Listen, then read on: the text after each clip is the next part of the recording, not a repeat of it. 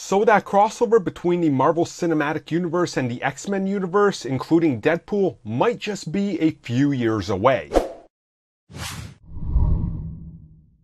So what exactly is happening? Well, CNBC is officially reporting something that there's been a few mentions of before, but nothing really materialized. And that's the fact that Walt Disney Company is looking to buy 20th Century Fox. Now, this isn't the first time that Fox has tried to sell off majority of what they own to different people, and it looks like this one is probably the furthest one ahead. So from what we know is the fact that there have been talks over the last several weeks with no guarantee on a deal yet. But of course, this would be one of the biggest acquisitions of all time, so you could stand to see why this is probably going to take a while to hash out. Now, what exactly would happen would be if Disney does go through with this and this is all made finalized, Disney would own 20th Century Fox, 21st Century Fox movies, and various other deals. This would in fact include the X-Men and the Fantastic Four and all of the characters that are owned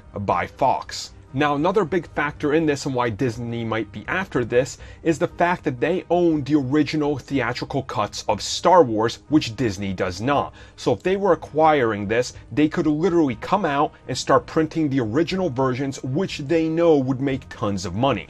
Now, a lot of people might be wondering what would happen to such things like Fox Sports, which obviously would have Disney with a giant monopoly considering they own ESPN, and chances are that the two would just merge together and keep everything on ESPN. Now, the other big thing to consider here is the fact that how much of a TV major impact would be under Disney at that point, considering they would also own all the Fox stations and such things like The Simpsons. And the other big factor in why this might happen is the fact that Fox is slow to adapt to new ever-changing things like some of its competition. Marvel Studios, along with Disney, Universal, and Warner Brothers are all years ahead with a lot of their properties, and Fox seems to be the one that's straggling behind. A lot of these people in these positions, they're probably afraid of losing their jobs.